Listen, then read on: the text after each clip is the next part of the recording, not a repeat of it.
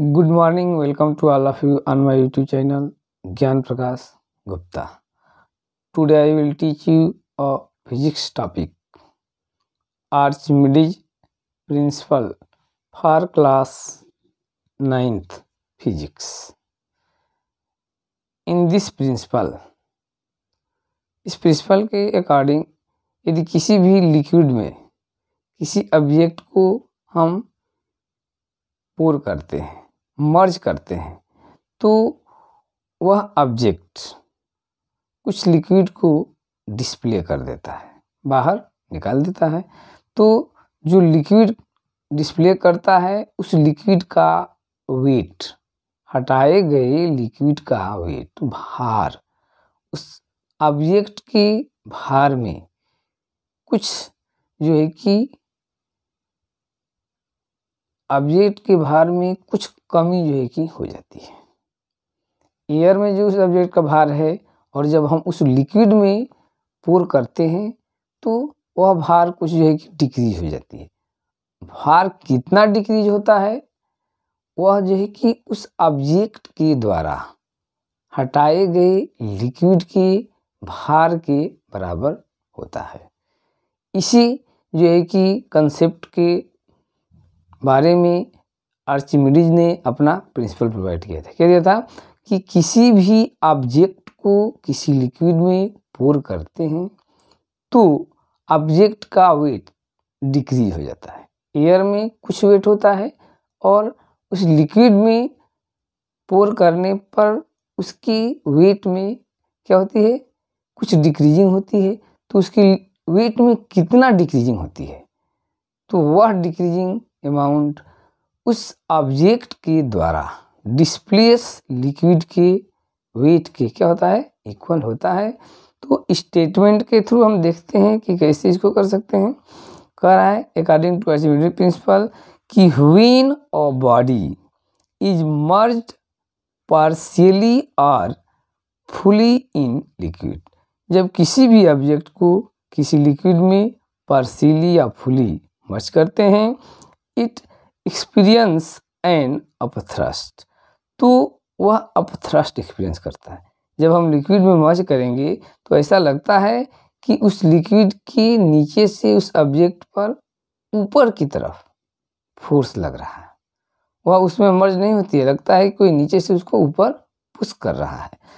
तो वो क्या करती है object, it experience an upthrust, तो वह ऑब्जेक्ट अपथ्रस्ट को एक्सपीरियंस करती है, which is equal to weight of liquid displaced by it। तो वह अपथ्रस्ट किसके इक्वल होता है, तो ऑब्जेक्ट के द्वारा डिस्प्लेस लिक्विड के इक्वल होता है। कहने की मीन्स ये है कि व्हेन अ बॉडी, जब किसी बॉडी को पार्शियली मीन्स थोड़ा सा और फुली पूरी तरह से किसी लिक्विड में क्या करते हैं, मर्ज करते हैं, डुबाते हैं, तो इट एक्सपीरियंस एन अपथ्रस्ट। आप लोग देखे होंगे, डुबा कर देखिएगा तो लगता है कि इस लिक्विड में ऑब्जेक्ट पर नीचे से ऊपर की ओर फोर्स एक्ट करता है। तो व्हिच इज इक्वल, वो फोर्स की वैल्यू क्या होती है भाई, तो equal to weight of displace liquid. तो वह ऑब्जेक्ट कुछ लिक्विड को डिस्प्लेस करेगा और उस डिस्प्लेस लिक्विड के क्या होता है, इक्वल होता है उस अपथ्रस्ट की वैल्यू। क्लियर। तो upthrust experience by a body equal किसके होता है भाई, जो अपथ्रस्ट ऐड करता है, जो बॉडी अपथ्रस्ट को एक्सपीरियंस करती है, वो अपथ्रस्ट इक्वल होता है। Upthrust experience by the body equal weight of fluids displace by body. तो अपथ्रस्ट इसके इक्वल होगा जो बॉडी के द्वारा डिस्प्लेस लिक्विड है उसके वेट के बराबर। R equal volume of liquid displaced into density into acceleration due to gravity. तो अपथ्रस्ट इक्वल क्या हो जाएगा, वेट ऑफ फ्लूइड डिस्प्लेस, उस जो है कि बॉडी के द्वारा डिस्प्लेस लिक्विड के वेट के इक्वल, और वॉल्यूम ऑफ लिक्विड, उस लिक्विड का volume V into density rho into acceleration due to gravity G। तो upthrust V upthrust equal volume of weight of displaced liquids equal V volume of liquid into rho density of liquid into G acceleration due to gravity. तो first किसके equal हो जाएगा, upthrust equal हो जाएगा weight of liquid equal volume of liquid into density of liquid into G। Apparent loss in weight, तो total कितना weight भाई उस बॉडी में डिक्रीज होगा, लॉस होगा, is equal to upthrust exerted on the body. तो उसके वेट में उतना ही लॉस होगा जितना कि वह अपथ्रस्ट लिक्विड उस पर अप्लाई करता है।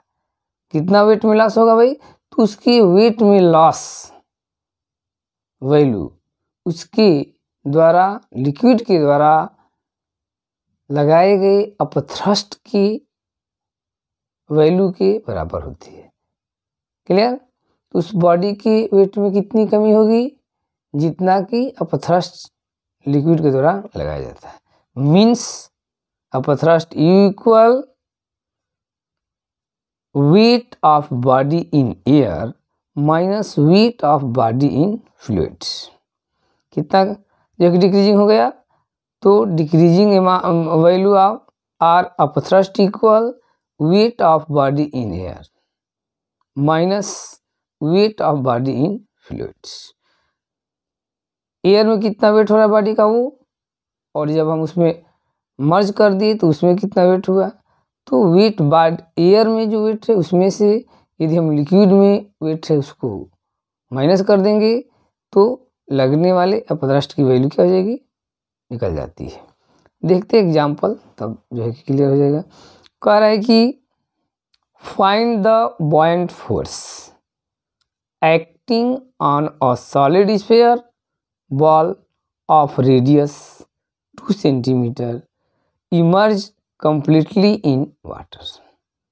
कह रहा है कि फाइंड द बॉयंट फोर्स, उस बॉयंट फोर्स को फाइंड कीजिए acting on a solid sphere, जो कि एक सॉलिड स्फीयर पर एक्ट कर रहा है बॉल पर, ऑफ रेडियस 2 सेंटीमीटर। उस बॉल की रेडियस क्या है, 2 सेंटीमीटर है। मर्ज कंप्लीटली इन वाटर, जिसको हम पूरी तरह से वाटर में क्या कर दे रहे हैं, मर्ज कर दे रहे हैं।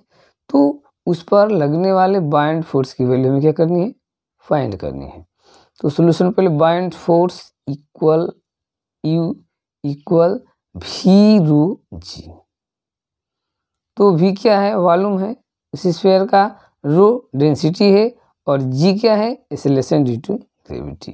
तो पुट कर देते हैं वॉल्यूम ऑफ स्फीयर। तो किसी स्फीयर के वॉल्यूम के लिए फॉर्मूला क्या होता है, 4π/3 r³। ये वॉल्यूम ऑफ स्फीयर हो जाएगा, जो स्फीयर उसमें हम मर्ज कर रहे हैं।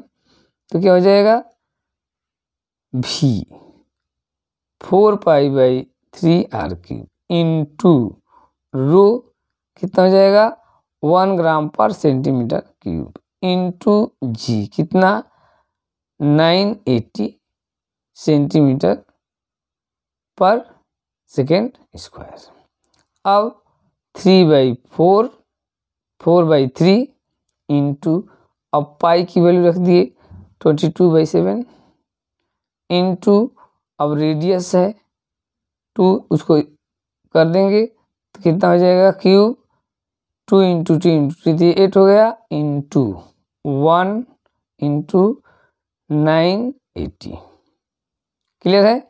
तो buoyancy force U equal V volume of object, D density of object, और G acceleration due to gravity. V की वैल्यू, किसी स्फीयर के वॉल्यूम को हम जानते हैं, किसी स्फीयर का वॉल्यूम क्या होता है भाई मैथमेटिकल टर्म में, तो 4π/3 r³। Clear.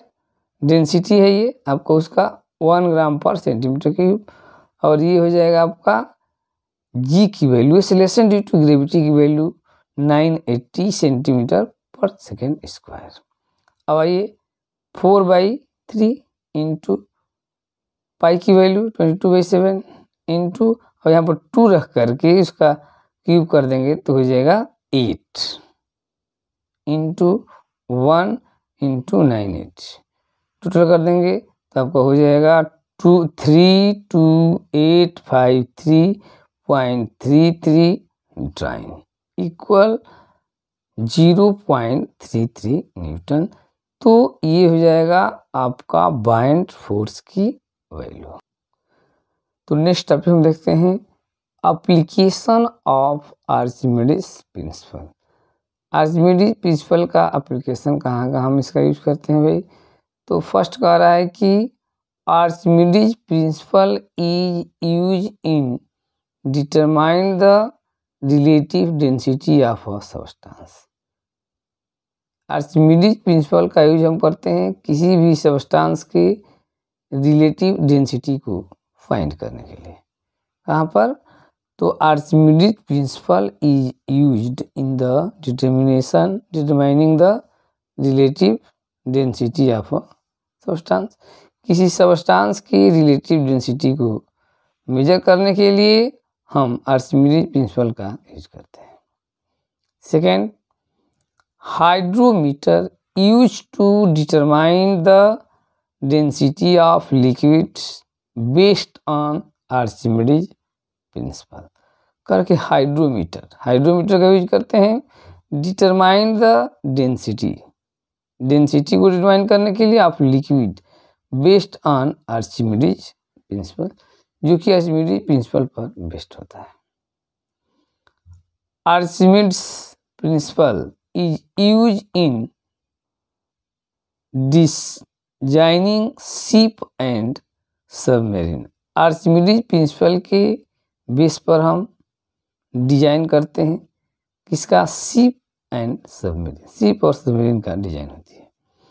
The lactometers use for determining the purity of milk are based of Archimedes principle. कह रहा है कि lactometer use for determining, lactometer का यूज किया जाता है डिटरमाइन करने के लिए प्योरिटी ऑफ मिल्क की purity are based on Archimedes principle, जो कि आर्चिमिडीज प्रिंसिपल पर क्या है?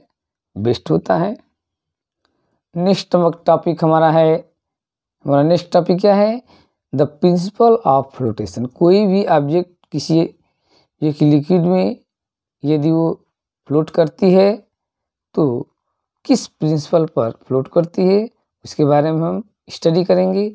तो कह रहा है कि प्रिंसिपल ऑफ फ्लोटेशन का प्रिंसिपल क्या है भाई? An object will float in a liquid if the weight of object is equal to the weight of liquid displaced by it. कोई भी ऑब्जेक्ट किसी लिक्विड में तभी जो है कि फ्लोट करेगी जब उस बॉडी के द्वारा डिस्प्लेस लिक्विड्स, ठीक है ना? वेट ऑफ ऑब्जेक्ट, उस बॉडी का ऑब्जेक्ट इक्वल हो जाएगा वेट ऑफ डिस्प्लेस लिक्विड, उसके द्वारा हटाए गए लिक्विड के वेट के। दोनों का वेट इक्वल होगा तो वह बॉडी फ्लोट करेगी। यदि बॉडी का वेट डिस्प्लेस लिक्विड के वेट से अधिक है तो बॉडी फ्लोट नहीं करेगी, वह बॉडी जो है कि उस लिक्विड में क्या हो जाएगी? सिंक हो जाएगी। तो कोई भी बॉडी हम देखते हैं, बहुत सारे ऐसे बॉडी है जिसको लिक्विड में प्लेस करते हैं तो वह उस पर फ्लोट करती है, और कुछ ऐसे बॉडी है जिसको कि यदि लिक्विड में हम प्लेस करते हैं तो सिंक होकर के नीचे वाटर में जाकर क्या हो जाती है? बैठ जाती है। जैसे आयरन नेल लीजिए, आयरन नेल को यदि हम लिक्विड में डालते हैं तो वह सिंक होकर के लिक्विड के अंदर जाकर क्या हो जाएगी? बैठ जाती है। जबकि आयरन से ही बनी हुई शिप है, वो उसमें क्या करती है? फ्लोट करती है। रीजन क्या है भाई? तो आयरन की जो शिप है उस आयरन को इस तरह से शिप को डिजाइन किया जाता है कि जब उसको हम लिक्विड में प्लेस करते हैं तो शिप के द्वारा डिस्प्लेस वाटर का वेट उसको हम लार्ज साइज में ऐसे जो है कि बनाते हैं कि जब हम उसको लिक्विड में प्लेस करेंगे शिप को, तो उसके द्वारा जो लिक्विड डिस्प्लेस किया जाएगा, ज़्यादा अमाउंट में डिस्प्लेस किया जाएगा, तो उस शिप के द्वारा डिस्प्लेस लिक्विड का वेट उस शिप की वेट की क्या हो जाता है, इक्वल हो जाता है। इसलिए शिप उस लिक्विड में क्या करती है, फ्लोट करती है। तो फ्लोटेशन का नियम है कि an object will float in liquid, कोई भी ऑब्जेक्ट किसी लिक्विड में फ्लोट करती है if the weight of the object, कब फ्लोट करेगी, जब उस ऑब्जेक्ट का weight is equal to the weight of liquid displace by it, उस ऑब्जेक्ट के द्वारा डिस्प्लेस लिक्विड के वेट के बराबर हो जाता है। अब ये डिस्प्लेस लिक्विड क्या है भाई, तो किसी भी ऑब्जेक्ट को लिक्विड में हम प्लेस करते हैं तो अपथ्रस्ट लगता है, और वो अपथ्रस्ट ही वाटर को क्या करता है, डिस्प्लेस कर देता है, उस कंटेनर से हटा देता है। तो जो लिक्विड हटाया जाता है उस हटाए गए लिक्विड का टोटल वेट उस ऑब्जेक्ट के वेट की क्या होता है, इक्वल हो जाता है, तो वह ऑब्जेक्ट फ्लोट करती है। तो wait of object equal weight of liquid displaced by it.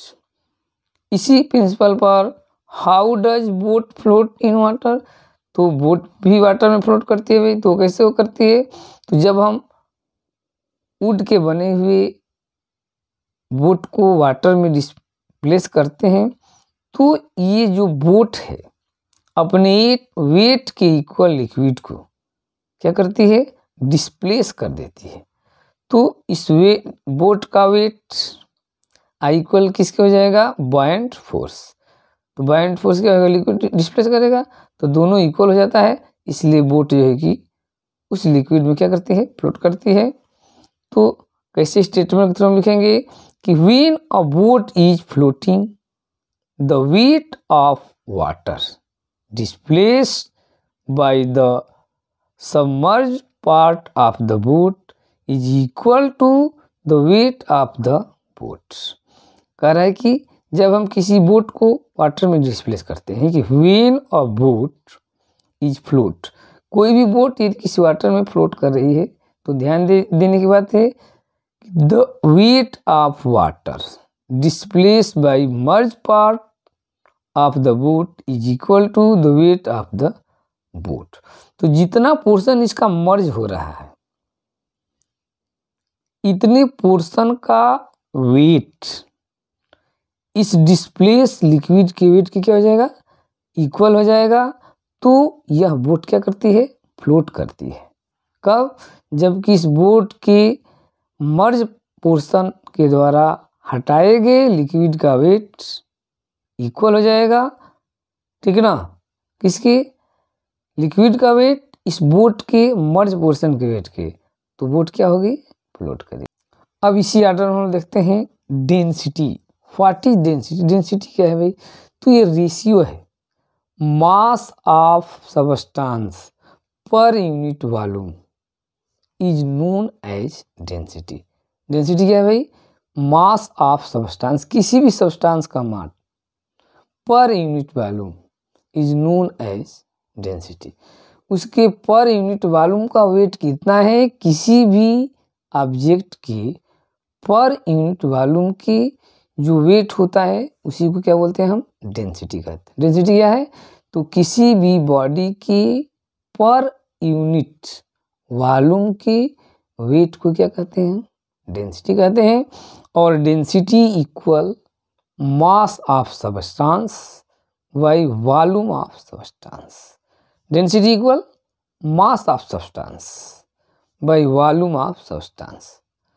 मास उस ऑब्जेक्ट का मास और उस ऑब्जेक्ट का वॉल्यूम की रेशियो को हम क्या बोलते हैं, डेंसिटी। तो डेंसिटी क्या हो जाएगी, mass of substance by volume of substance, और density equal mass by volume.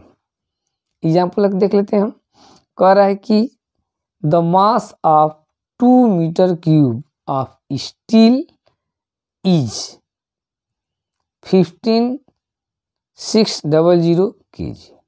Calculate the density of the steel in SI unit. कह रहा है क्लियरली, एकदम क्लियर यहाँ पर कह रहा है कि the mass of 2 metre cube of steel, ये वॉल्यूम दिया हुआ है, इतने मीटर क्यूब स्टील का वेट कितना है 15600 kg है। तो कैलकुलेट करना है डेंसिटी भाई, तो हम ऑलरेडी जाते हैं फॉर्मूला कि डेंसिटी इक्वल, ये सेंसिटी नहीं है डेंसिटी है, ये क्या है density equal mass by volume equal 15600, ये मास है।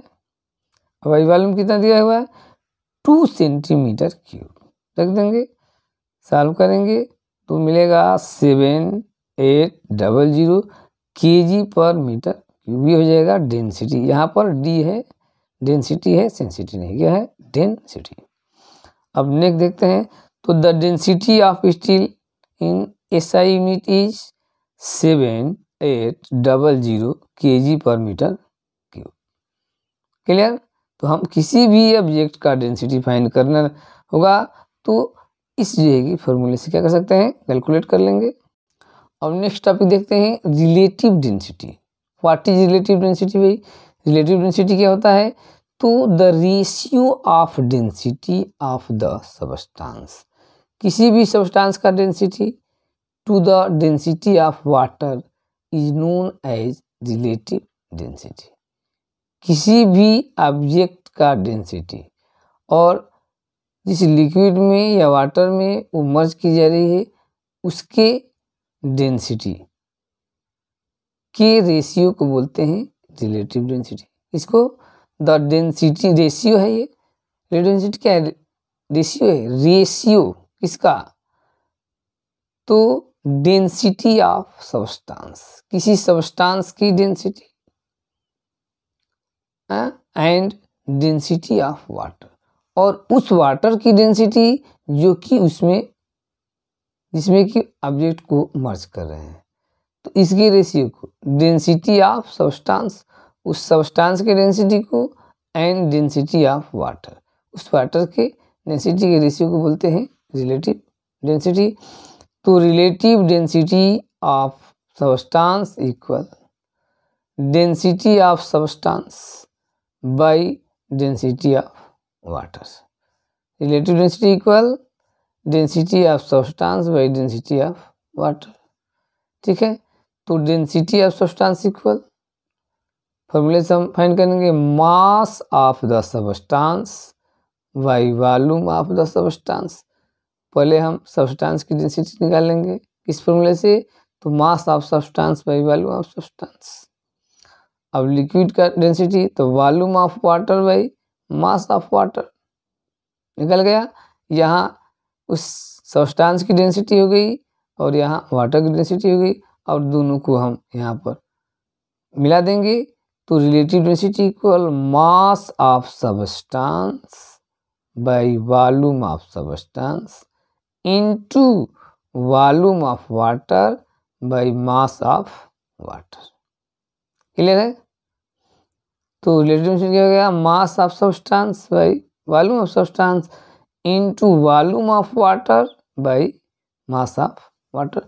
और इस फॉर्मूले से किसी भी लिक्विड में मर्ज ऑब्जेक्ट का रिलेटिव डेंसिटी है क्या कर सकते हैं, फाइंड कर सकते हैं। तो क्वेश्चन देखते हैं, कह रहा है कि the relative density of silver is 10.8।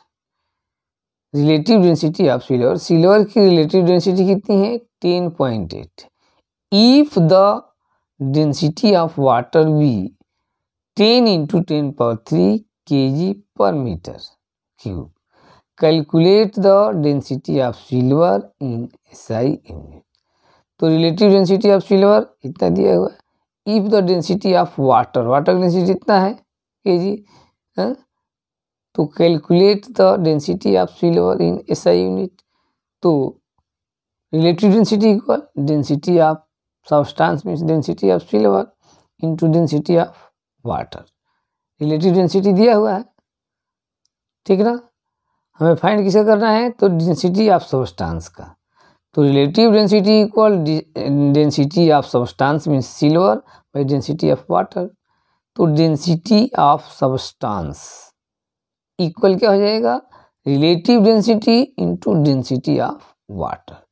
तो density of substance equal relative density into density of water.